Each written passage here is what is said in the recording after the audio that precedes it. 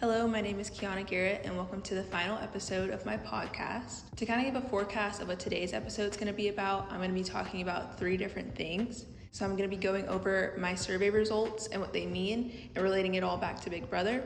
I'm going to be sharing how I answered my research question through this podcast series. And then lastly, I'm going to be answering the question of what's next. We've done all this research and I've conducted my own research throughout this series. And so we've kind of come to a lot of conclusions. And so with all of these conclusions and answers, what does this mean moving forward for us as we watch reality TV and specifically Big Brother? So that's kind of today's episode. But without further ado, let's get into it. Okay, so first I want to start off with my survey. So to kind of give context to my survey, it is a general survey about the role of editing in reality TV. So it's not specific to the show Big Brother, just because I wanted a lot of people to be able to take it. I wanted as many people to be able to take this survey as possible. That being said, a lot of people that took this survey were college age, and so they were 20 to 22 years old. We did have some outliers of 25-year-olds and like 40-year-olds. But mostly my respondents were that college age, male and female, and most watch reality TV sometimes or often. I did have a few people that like rarely or like never watch reality TV. I actually had 2 super fans of Big Brother take this survey as well, which was super cool. And so to kind of summarize some of the results I got from my respondents, I kind of have 9 different points that I want to bring up as kind of the big takeaways that I got from my survey. So my first point is that people definitely see that editing.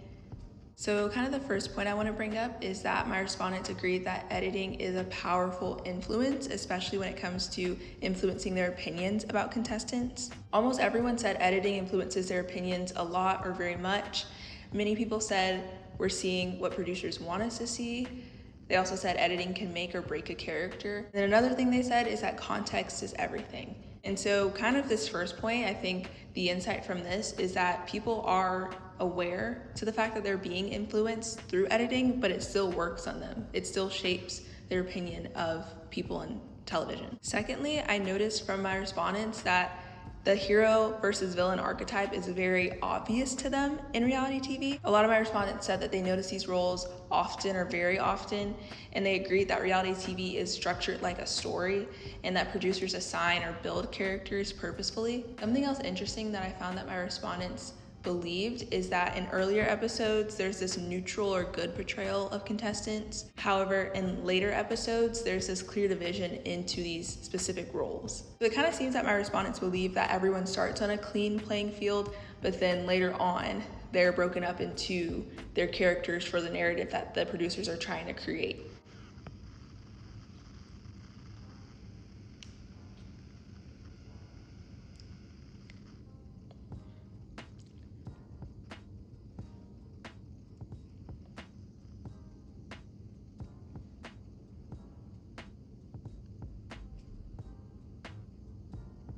The next thing I wanted to kind of bring up from my survey is I asked people the question, what makes someone a villain? And the top traits that were selected in my survey were manipulation, arrogance, aggression, and dishonesty. People also mentioned being two-faced or being overly emotional or reactive. And I thought that this was something interesting to bring up because it reminds me of the research I talked about in episode 1, where it was basically found that people have control over how they're perceived on television to a certain extent. And so I look at these character traits that are associated with villains by my respondents, and I'm like, okay, like these are things that are in our control to not be. Say we're in a situation where we're on reality TV, so that we're not perceived in that way. Obviously, producers can create a narrative or still build a character around you, but I just think this is like practical and being able to see like what people view as villain activity so that you are not that. The next thing that I found interesting from my survey is just what influences viewer opinions the most. The top 3 elements they chose were confessionals, selective editing, inner cuts, and then reactive shots. Some honorable mentions were also music and narration. But I think this is a cool point to bring up from my survey because it shows that people recognize production techniques, not just the actions of the contestants, shape their opinions as well. So that kind of like goes back to my last point of like, there's things we can do in our control to not be a villain. However, at the end of the day, there are production techniques that are still going to influence how people perceive you. So it's kind of like this weird balance thing. Something else I also thought was interesting from my survey is that people do change their opinions of contestants or reality TV stars. So a lot of my respondents said that they have changed their opinions after seeing social media or watching unedited and live content of these reality TV shows. So an example of this is, we kind of mentioned on my last episode with Tyler, there's this thing called Big Brother live feeds, which kind of like is 24/7 what's going on in the house, unedited.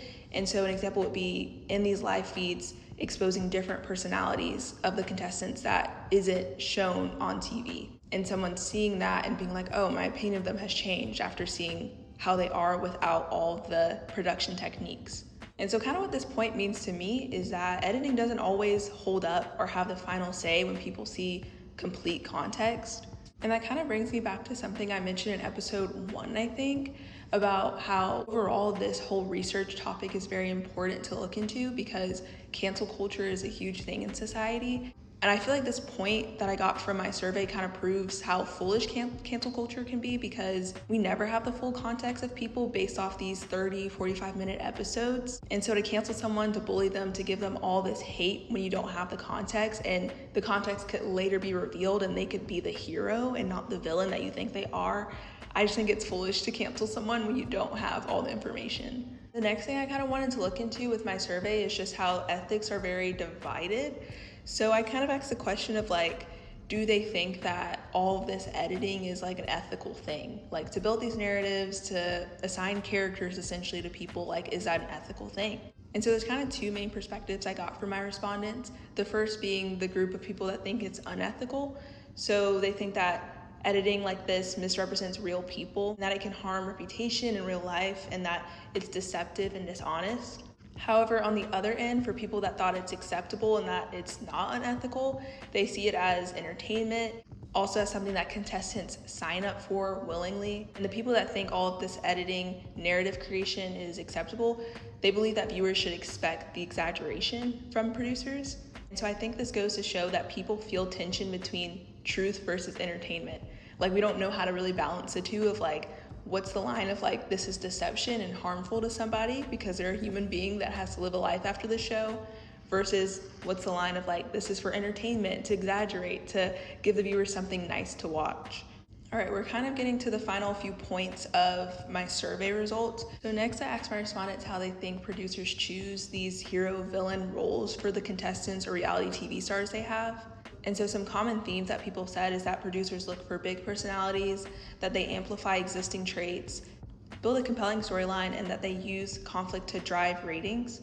And overall, people kind of just said that producers don't fully invent these archetypes or personalities, but they exaggerate what's already there.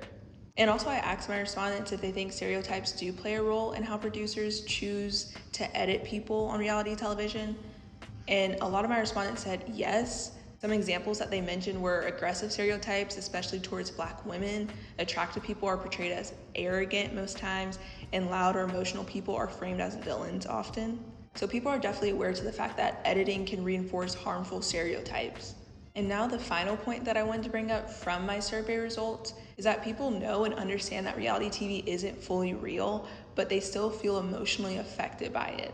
And so even though my respondents said they understand the role of editing in reality TV and how it shapes their opinions of people, they still get persuaded, they still form opinions, and it's hard for them to separate the character from the real person. And so wow, like those results are so interesting to me, to see how people know they're being manipulated, that they're being influenced, that they're being shaped by what they're watching about a certain human being, but it still works on them. I think it's so interesting to like take the time to like hear what people have to say through my survey, because it's not necessarily a conversation of like, we need people to be aware of how they're being influenced, but now it's kind of, what do we do now that we know we're being influenced by what we're watching, which I think we'll get into at the end of the episode. But I kind of just wanted to bring that theme up of like, we already have the media literacy to know what producers are up to, which is interesting. Like we've come that far in society. And so now what do we do and how do we respond to it so that we don't add to any negativity in the world when it comes to media? So now I kind of want to switch gears. We just went over the survey results and what they mean and kind of the insights we can get from them. But now I want to shift to my research question. I want to restate it and kind of explain how I answered it throughout this podcast series. So my research question that I mentioned in episode 1 is, on the show Big Brother, how does editing affect fan perceptions of hero and villain archetypes?